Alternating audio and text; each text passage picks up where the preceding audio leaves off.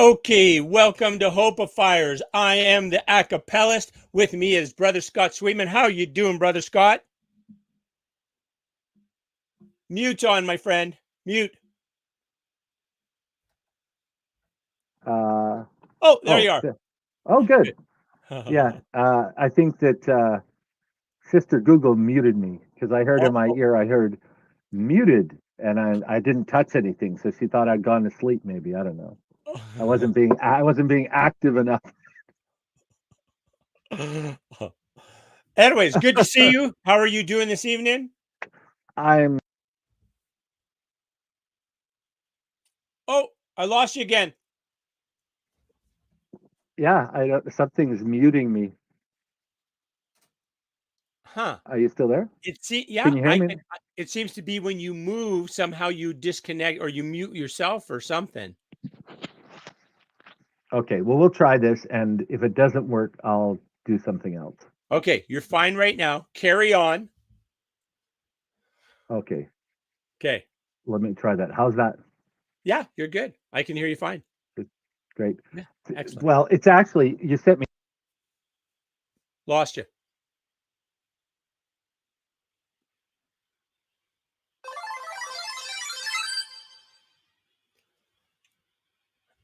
Hey, Daisy. How you doing? How's that, Al?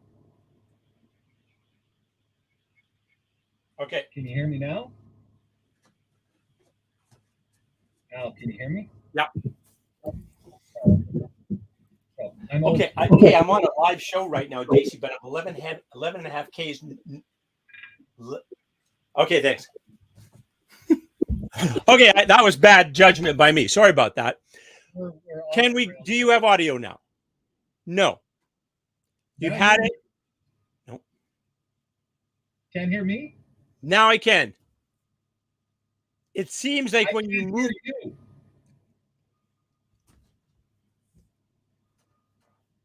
Get out and get back in.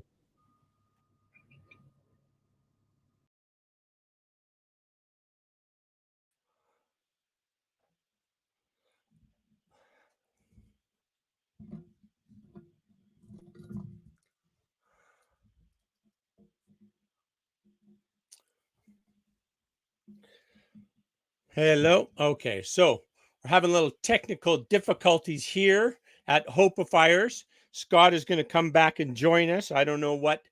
Apparently, he had done something to incite the ire of Sister Google, so she is penalizing him. But he's going to come back on. It'll all be good. So they'll be right back. How was your day? I hope you had a great day. I just was in a lovely session where I was learning about the Alberta Firearms Office. It used to be kind of part of the RCMP, and now the Alberta are separating themselves from that is what's happening. And so they're a very friendly group. So that's nice. Anyways, Scott, while he's coming, I'm going to sing you a song. What the heck? Yeah. Let me tell you about a girl I know. She's my baby and I love her so. Every morning before the sun comes up, she brings me coffee in my favorite cup. That's how I know. Oh, I know. Hallelujah. I just love her so. Oh, I know. Yeah, I know. Hallelujah. I just love her so. When I'm in trouble and I got no friend, I know I can count on her until the end. People ask me how I know. Oh, I smile and say, she told me so. That's how I know. Yeah, I know. Hallelujah. I just love her so. Oh, I know. Yeah, I know. Hallelujah. I just love her so. When I call her on the telephone and tell her that I'm all alone, before I count from a 1 to 4, I hear her on my door. That's how I know.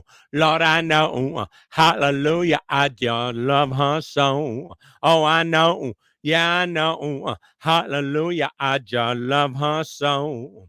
in the evening when the sun goes down and there ain't nobody else around. She kisses me and she holds me tight and tells me, darling, everything's gonna be all right. That's how I know. Oh, I know. Hallelujah. I just love her so. Oh, I know. Yeah, I know. Hallelujah. I just love her so. Well, where is that Scott Sweetman? I think the topic is about. Oh, there he is. There he is. Hello.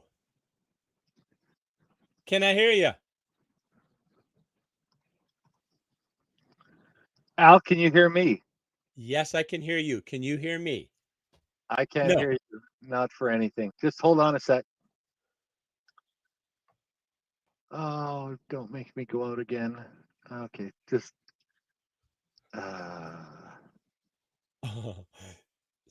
um.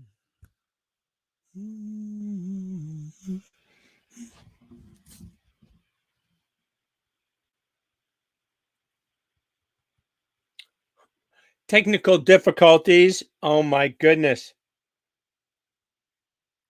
How is this happening? To experienced Facebook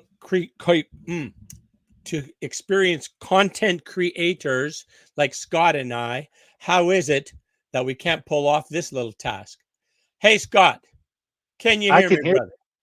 I can hear you. Can you hear me? I can. Hallelujah. Yeah. Only took us 6 minutes and 44 seconds to get Sister Google squared away. Well, and people are going to think it was a setup because our conversation tonight is on hope and our modern network society. What, it was just like we were doing like a little demonstration or something, eh? Nice. Good job, Exactly. Scott. Because that's the number one thing when I did the research is Yes. that technology, network technology, brings with it. It's really, some say it's a double-edged sword. Some people say it's a cycle or a pendulum, and that's where there's hope for the things that it can do, connectability, the ability to send out messages, to circumnavigate, expensive mainstream media for individuals to get their message out without going through mediators and gatekeepers and all of those things, unless of course the new bill passes in Canada and then the government can censor what we create. But that's an aside. The other side of that is what we just experienced is that technology is great when everything works and when it's free and when it's accessible. But when something goes wrong, then it really cuts down on your ability to connect and share hope and generate hope and positivity, just like we experienced, right? That very frustrating, what do we do now sort of situation. Yeah, it's true. That's true. But if you think about it in terms of, sometimes you get kind of weirded out about where it seems like we've had a conversation about whatever it is, foot orthotics, let's say, and all of a sudden in your Google feed, all it's foot orthotics everywhere. That's like, how did that happen, right? So it's quite amazing how whatever cues, whatever search things you've done, pick up and you try and get fed the content you're looking for, which you could say, okay, that's manipulative, and it is. But on the other side, if there's a community that you wanted to connect with, then you'll also keep getting those further connections, right? If I wanted to become a Sufi mystic dancer and I start searching Sufi mystic dance, and then I start getting in my inbox, people are saying, hey, are you interested in Sufi mystic dance? And so that's kind of how the community grows. Currently, I think I have 6 different people sending me information about mushrooms, because everything about mushrooms, I'm like a mushroom. I'm taking it all in right now. So as I'm doing that, I'm getting everybody saying, hey, I offer a mushroom course. But then also have Corolla was looking out for me, and she found a mushroom course and she sent that over to me. Very fascinating. I just got it. Oh, it's happening right now. Registered, boom, started learning about mushrooms from these doctors who know a whole bunch about them. It was amazing. Yeah, mushrooms. We talked about that when we did our Hope and Nutrition. Mushrooms are big boon in terms of what they can do for us. And modern medicine has sort of opened its eyes to the possibilities of fungus and bacteria in positive ways. It's taken us a long time, considering the development of penicillin, which is a bacteria, right? And comes from those things. Uh, it took us a long time to get to where science is saying, well, hey, there's something here. Maybe we should look into these organic solutions to things. So, but it's hard to sell something you can grow in your own basement, right? That's a fact. There's not going to be a huge marketing campaign about, oh, you could buy these things and make your own food and take care of this yourself. And you know what? I'm so enamored with this idea because I am not much of a gardener. I'm okay with the planting, I'm okay with the harvesting, but I'm not very good at doing what you need to do, the watering and the weeding to make it bright. Hands and knees and But picking mushrooms, out mushrooms, I think you just like seed them and then you just wander out there every once in a while and say, oh, look at there. I got some fruit here. I could pull this off and eat, right? So I don't think there's any, I think you just like show up and it provides. Well, I know there was somebody growing commercial mushrooms, and they would come get a big load of horse poop from us back when we were ranching. Yes. And I mean, you guys have an abundance of that on your ranchero there, so maybe Oh, you can combine the two. that's my Something thought. about something about I don't know, poop's poop, I guess, but there is something in particular that they were looking for, and they it wasn't a daily thing, but once a month they would show up with a big dirt hauler and fill it full of horse poop and then head back to where Edmonton or Calgary or wherever they were going with it. So Yeah. I think there's only, it seems like depending on the environment, like there's only some mushrooms that will grow in that, like oyster mushrooms, let's say. I'm not sure if that's correct, but a mushroom like that, a very common mushroom that will grow in that medium very, very well. But if you want other ones that have different flavors or different characteristics or different textures, then you have to have different mediums, different, maybe some it's old stumps and some it's, yeah, wet, grassy areas. It's just like amazing where they'll grow. So, yeah. I think in this case it was because they were show horses, so they lived in a rather closed environment. The Mm. feed that we fed them had no outside contaminants or anything in it. It was, the best quality grain and hay that we could get for them. So I don't know, but yeah, going back to what we were talking about is the ability to network in society now is incredible compared to even what it was when I was a younger man and when you were younger. But if you look at my grandparents' age, and that wasn't, I mean, that's one generation ago, right? They're when they first came to this country, and both of them were born here in 1900 ish. My grandfather was born in 1900. My grandmother in 1906, I think. Anyway, they the average time to get a communication then was 30 days Hmm. through the postal system because it had to cross the ocean in a ship usually, right? And so the size of your network was directly related to the speed of travel, physical human travel, because that was really the only way to send messages. Hmm. There were telephone systems, there were wireless systems, but in rural communities, and when I grew up, we had the party line system, which a lot of our viewers don't even know what that is, right? You must have grown up with a party line system, no? Yeah, I did. Yeah. I did. Yeah.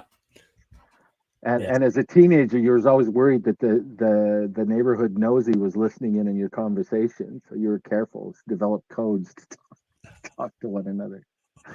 But yeah, communication at that time really was based on the speed of human travel, and whether that be horses, whether it was a ship, airplane in the bigger centers, and there was a great disparity, similar to what we have now in the big cities. For example, New York, Toronto, they had courier systems at the turn of the century, and things could move quite quickly in those big centers. But out in Bentley or my hometown, the train was once a week, and that was a big deal. Apparently, they used to go down and wait for the train to come in and see what interesting stuff came off the train. It was somewhat better when I was growing up, although not much interesting came into Bentley. But um, yeah, and now youth nowadays don't even have a concept of that, right? Yes. They Was the think that train in Bentley when you were a little person? Was it a steam locomotive? not when I was little. It was diesel. Just checking how I'm not wearing my glasses, Al. Do I look older tonight? Should I put my glasses back I'm on? just asking. I thought maybe in Bentley things were a little bit behind again. If another 30 years or something, then it could have been where it was a steam locomotive. So yeah, well, it's interesting because that whole train thing is coming up even more now in modern politics, because of course Alberta and some of the other provinces really didn't join Confederation the same way the other provinces did, and really were sort of only included when the train came through our provinces, and that's when Alberta got mixed up in Canada and evolution from there. But yeah, the train was the primary speed of communication when my grandparents were young. My grandfather, one of them was born in Hope. One of them was born in Lacombe, but lived outside of Black Falls. One of them was born in Rimbey, and the other one was born in Lacombe as well. So again, train, right, was their fastest way to get communication. If they wrote a letter, there were telephones, but not in ordinary people's houses at that time. And telephones, as you know, weren't the affairs they are now, where we just flip it open and talk. I remember watching the original Star Trek, which came out the year I was born, so I watched it in reruns, 1966. So it's probably 10 years after the first one came out that I watched it. And do you remember they had the little communicators? They flipped the cover open, yeah, and then they would talk. And I remember like just waiting for that moment when and even more than the transporter that could move the people back and forth, I was amazed by this little and they could talk to a spaceship or whoever they wanted. And I'm sitting here now, and I think within 5 feet of me, I have that device. 5 or 6. Yeah. Well, more than one. And that's in a tiny little lifetime. Yes. Right. Yeah. And so that I got to tell you, Scott Kroll and I have been watching Star Trek, like all of them, like from the start, right? And we're in episode 3. No, pardon me, year 3, episode 5, or something like that is where we are, right? Yeah. But it's just what a well done show, and it's just so it's amazing. Yeah. Just incredible, and just the topics they take on about this life forms and about these life forms and the aggression between them, and anyways, it's fascinating thing. So yeah. Well, and Lieutenant Uhura was one of the first black women on a syndicated television show. It was a big deal. Not the first, but maybe the first on TV, but to have a major role. I mean, she was an officer in the bridge. She was there. And it's a side note, as a Trekkie, you know how you can tell what segment of the original Star Trek you're on? No. By Kirk's uniforms. I think they changed 5 or 6 times in the show. They get standardized towards the end, but in the beginning, he's wearing like bib ones and wraparound ones, and yeah. Yeah. But our Corolla has a big crush on William Shatner. The other day, has I don't she know. Met him? I don't. She hasn't. But the other day, she was talking to somebody, and I overheard her. And if it was like even today, she'd be interested in William Shatner. Like this would be, Alan, I'm going to go and spend some time with William Shatner, Captain Kirk. Katrina met him like face to face at some event, and said he was really funny and really interesting in person. He used to be accused. The original Star Trek crew sort of broke up as people, and there was a lot of tension between George Takei and William Shatner, and Leonard Nimoy was kind of in the middle there. And a lot of people on the original show were really unhappy with William Shatner because he's the one person who went ahead and did a lot of other things. Perhaps Leonard Nimoy did more. I don't know. But yeah, I've known quite a few people who have met William Shatner, Canadian, and said, no, he's a really down to earth, although now he's been in Yeah. space. Real. Now he's been in space. He goes and competes in reining competitions, like horse riding competitions. Big right? horseman. Yeah. He's like 91 or something like that. I mean, it's Yeah. just like amazing. Yeah.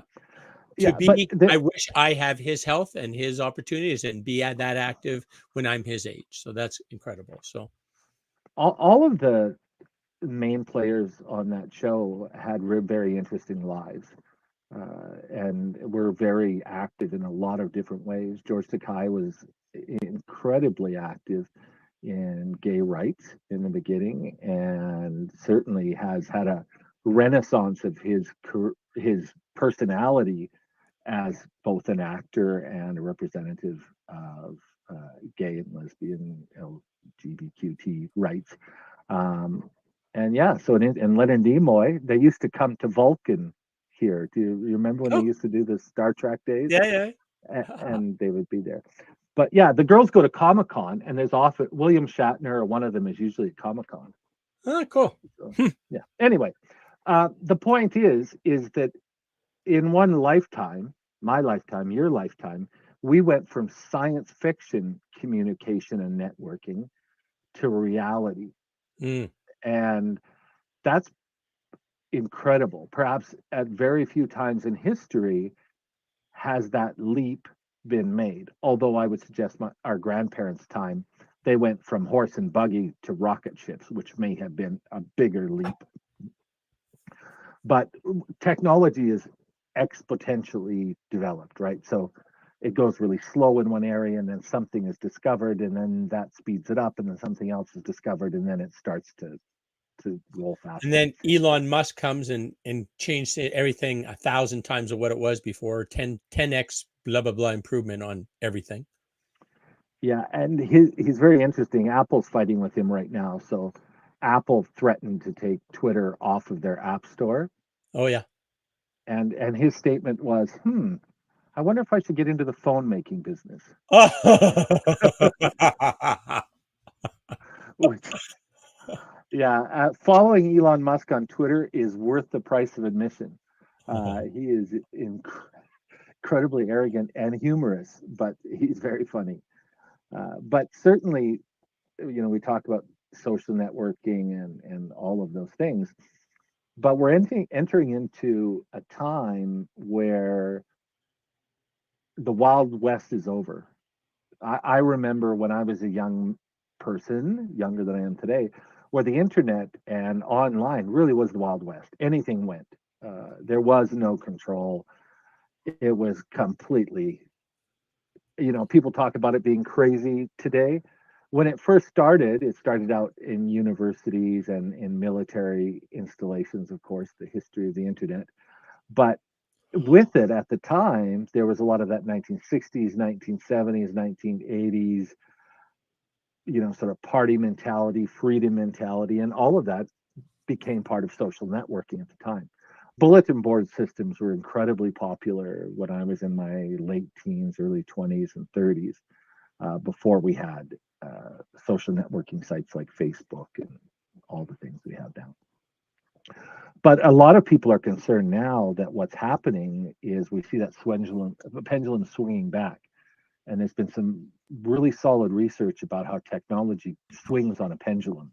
That at first we're very hopeful, we're very excited about it, and then we become scared of it, and we start to see the dark side of it, and some of the negative things that we maybe didn't imagine start to emerge. And I think back to Oppenheimer and the development of the atomic bomb, and how shocked they were when they saw the devastation created by the atomic bomb that they created, and how that scared them. They had started that project largely as a way to end killing, as a deterrent to end the war. which ultimately it was. But the destruction, and now, as anyone who grew up from World War II on, the threat of nuclear devastation or annihilation, world annihilation, has been hanging over our heads ever since. Right. So Yeah. we see that the technology and networking and communication really bring us both positive things and hope in what it can do, the ability to reach out to people. I know that right now, if you have anything you want to talk about, basically, you can go onto the internet and you can find a group of people who also want to talk about that. Mm-hmm. Sure. And there is a lot of freedom still on a lot of different communities. Some communities are very closed, very gate kept, if you will, and others are very open. And there's problems that come with both of those types of communities. What sort of communities and networking do you rely on now that give you hope on the internet? That's a personal question, but No, you that's can okay. answer it now. I've found this group called the Commune, and basically I found them. There's a few groups that I'm involved with, but this one here is most recent, and I think it's just got such an array of learning that's going to be so valuable. Dr. Zach Bush is kind of the head of it, right? And what I love about him is that he's very action oriented as well. It's like, he recognizes there's so many problems in the world and, all those, but he knows that, as an example, there's enough food to feed everybody in the whole world, right? How do we make that happen? And so he's big on trying to help people, encourage people to do what we have more self-sufficiency in terms of their food production, grow whatever food they can grow. If they can have a garden, grow a garden. If they can grow in their, sprouts in their kitchen, great, grow sprouts. If they grow mushrooms in their basement, or kombucha or sauerkraut or whatever you can do in terms of controlling your own food supply and choosing the foods that are grown in very biodiverse environments, right? So he's about restoring, mixing crops, which has been done like for thousands and thousands of years in the past, right? Mixing crops that are symbiotic to each other, and then putting them together, and then in that process, actually enriching the soil, right? Putting nutrients back in the soil and those kind of things. He's a big, he explains it like this: when Monsanto, others, I guess, but predominantly Monsanto. We can expect to be sued by Monsanto anytime now. So go Sure. ahead. When glyphosate came on the market in 1978 by whoever the manufacturer who produced that was, then it has led to a very monocrop type production. And that monocrop production, when they spray that chemical like 3 inches under the soil of the ground, earthworms die, like boom, right now, kind of a thing, right? Everything dies. And so that the plant can go and doesn't have that competition, right?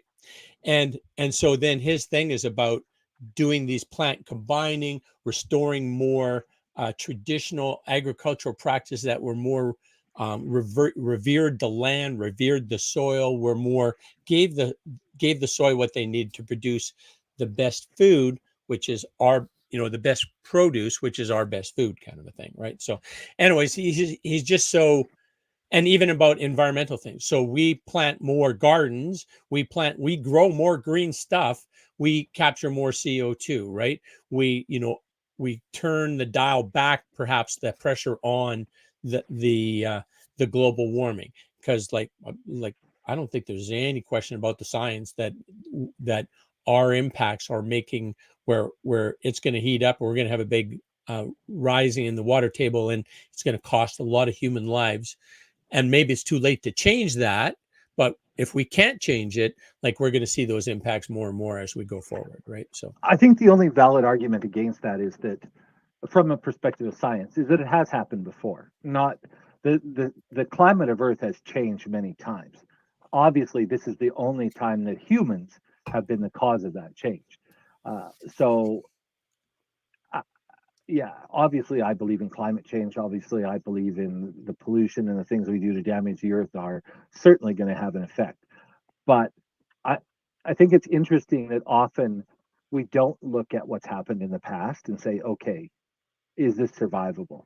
Anytime media keeps telling me to be scared of something and there's no mitigating information given, I always feel a bit suspicious of it. So I definitely think that there's global warming occurring, but I know that it's happened in the past. And I know that we've had ice ages in the past, and I know that we've not we as human as a species, we haven't lived through those things, right? But the earth has lived through those things.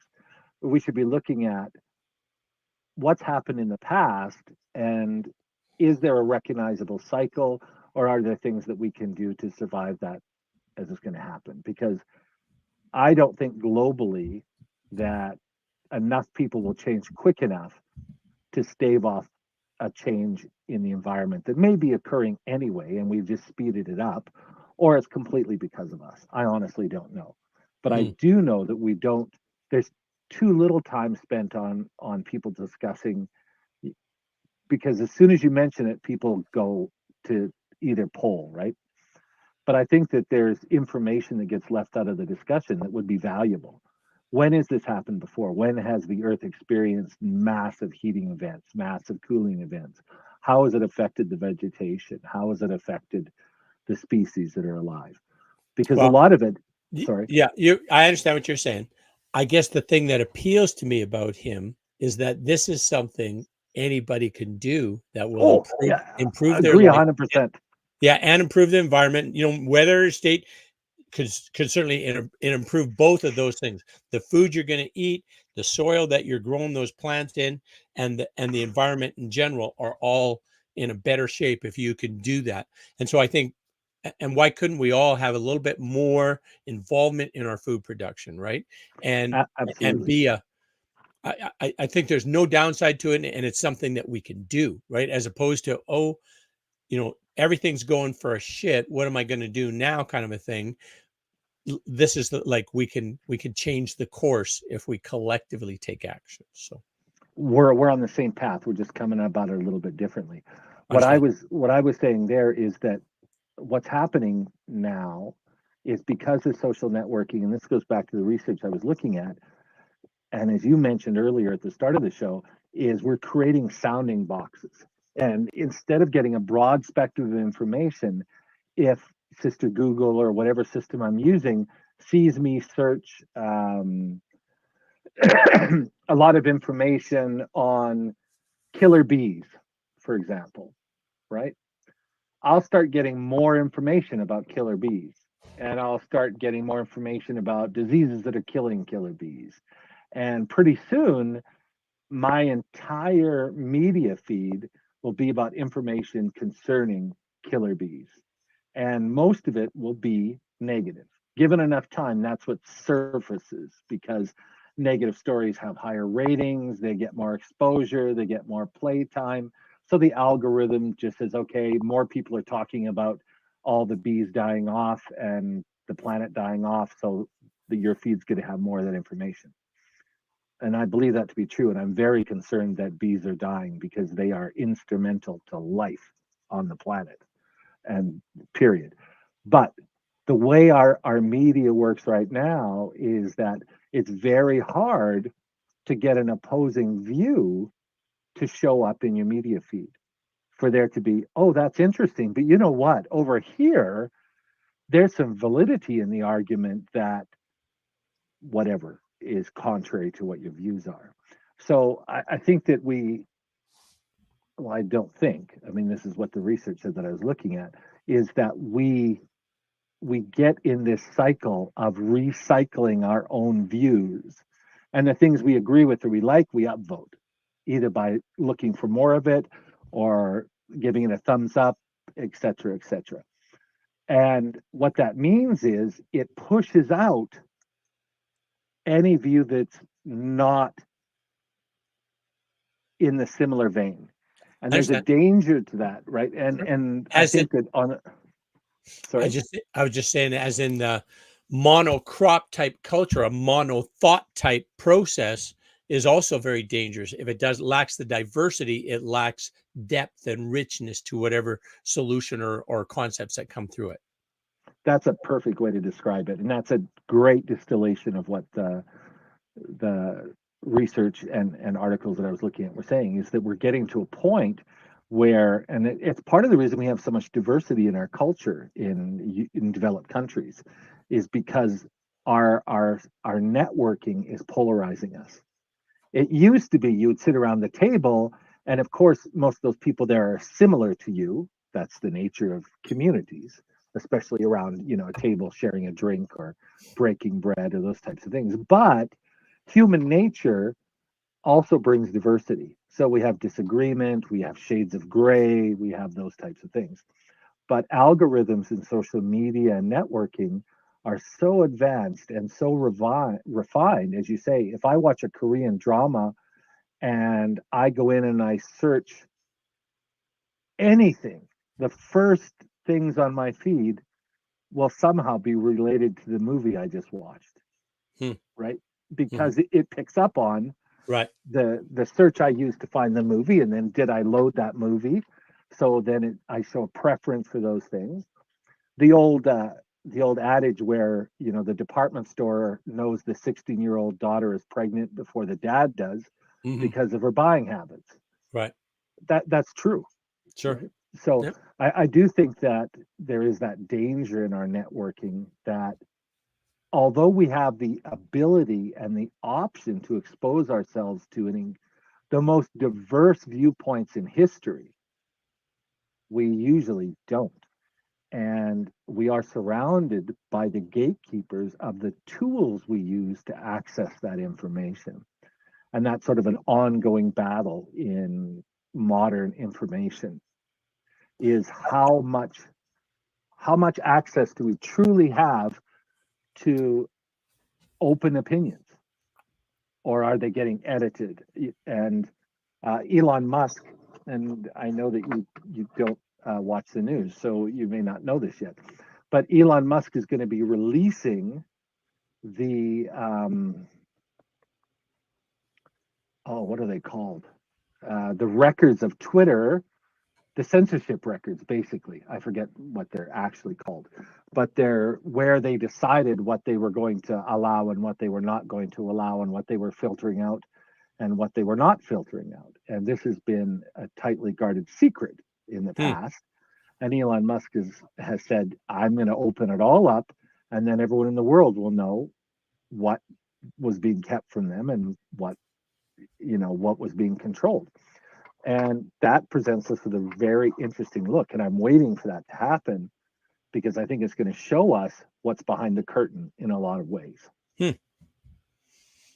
And he's doing that because of his position as an elite in our society, because he's incredibly rich and because he's smart and is successful at doing what he does.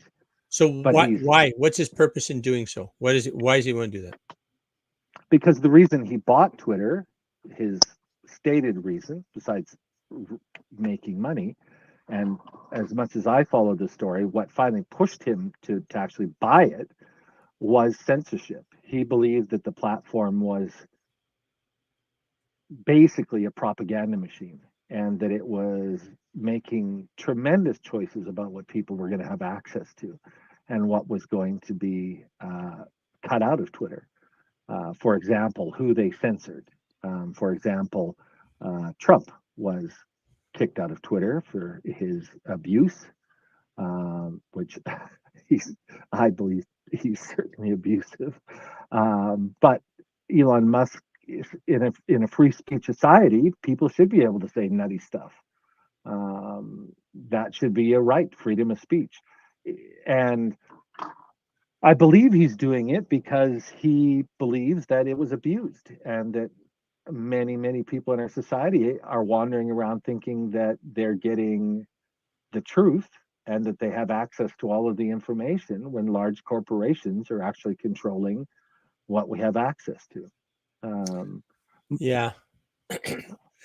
I regard him as just a truly good human being who's using his time here and his talents in a very effective way to make incredible changes in our society. So, and that's not saying he's always doing everything right, but he's sure getting shit done. That's for sure. My goodness. He's very interesting, and it would be worth you following him. And I know you don't, but he says some very, very interesting things.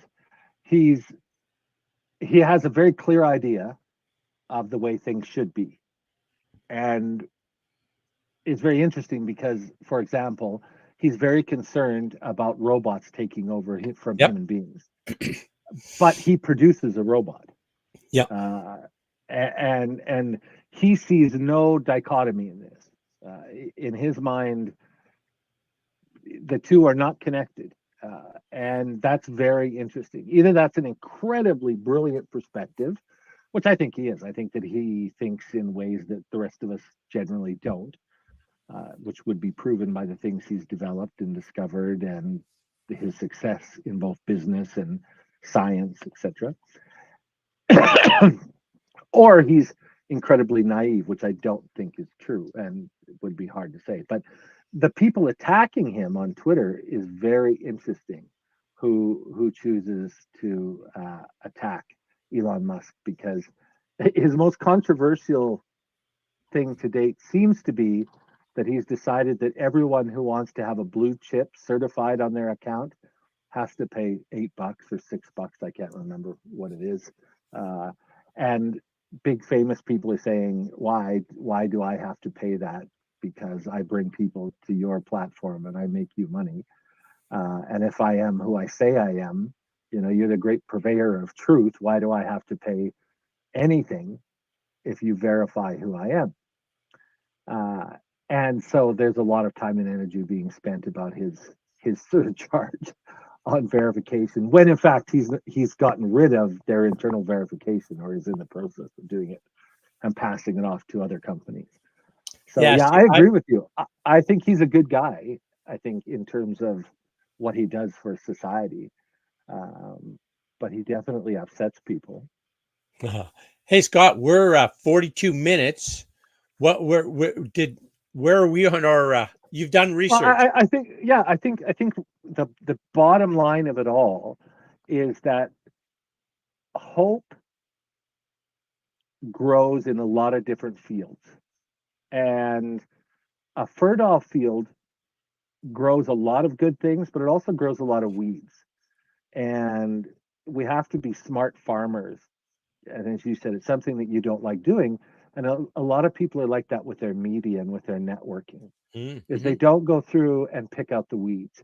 And I think a lot of weeds are beautiful. And I leave some of them grow because I think they're beautiful.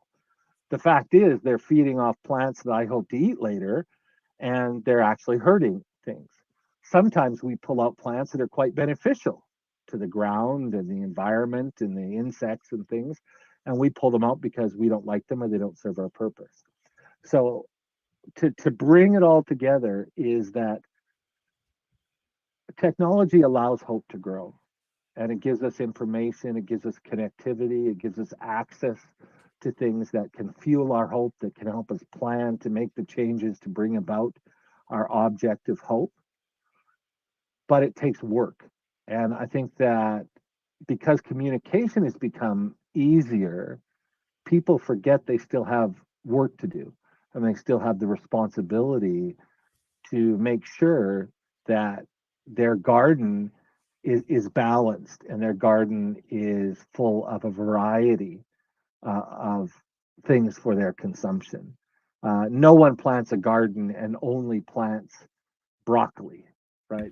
An ordinary garden has a variety of vegetables, because that's what's best for us as human beings, is eating a variety of foods, right? So your point we're getting to is you need to be open to a variety of viewpoints, a variety of views and ideas. Is that correct? Yeah. Is that for hope in our? Sorry, go ahead.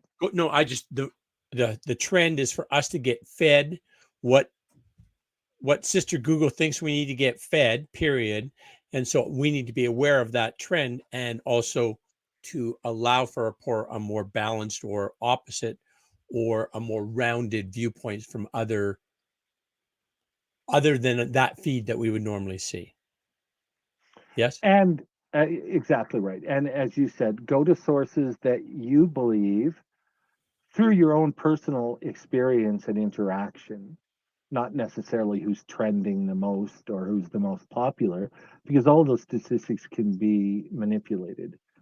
But try to, and I really liked your metaphor of a garden, how you like to grow your garden is exactly how a lot of people like to consume their media. And I know that you don't work that way, but the example you gave us is mushrooms.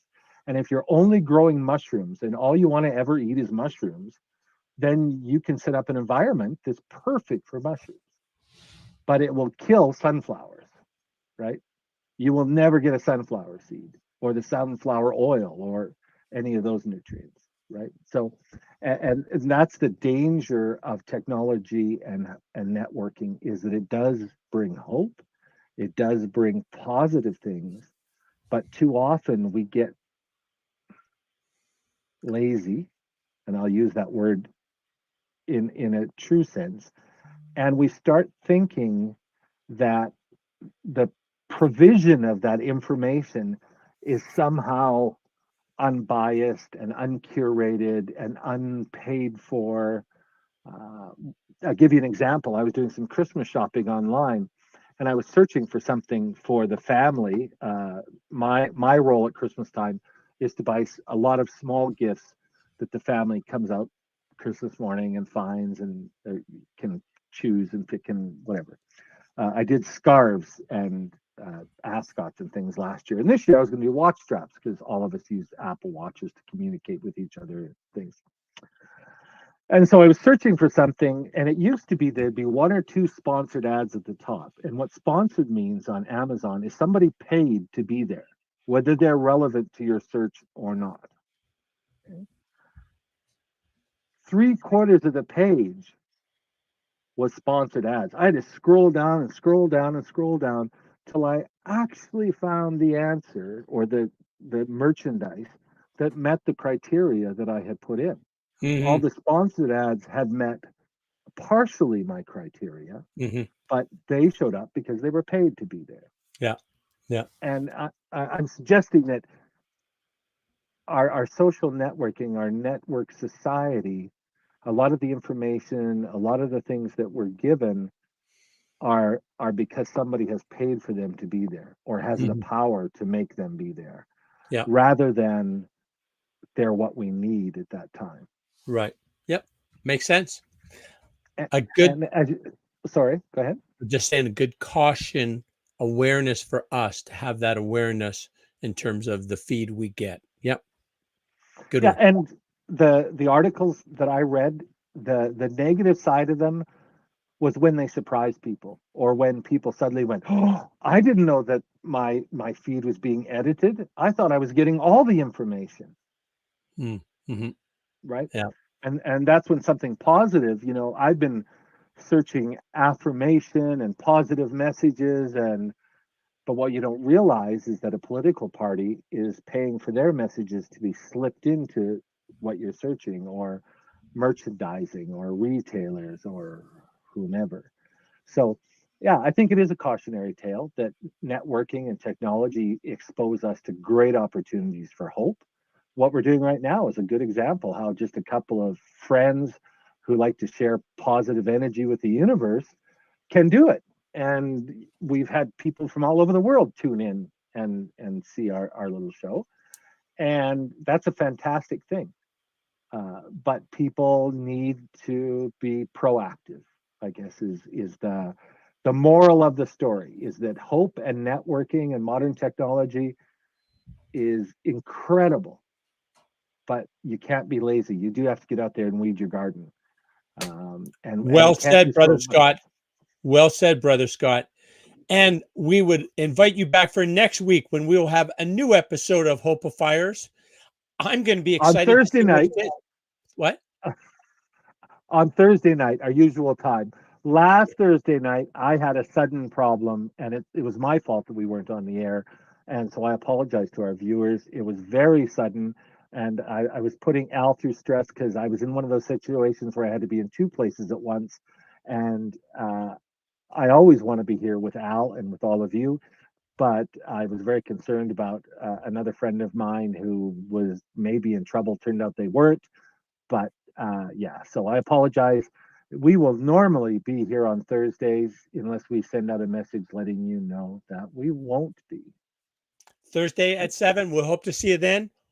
How do we close there, Scott? What do we say? What do we say? Grow your garden No, you have a carefully. nice little closing thing. You always say, Oh, from, okay. You want me? Oh, I'm going to say. come on, Okay. Scott. From Alan Friesen, the acapellist, and myself, Scott Sweetman, we thank you for joining us tonight on the Hopeifiers, and we'll see you next Thursday night, same time, same place. Have a great week. Oh, beautiful, beautiful. All right. We'll see you. Keep well. See you next week. Get a Matson.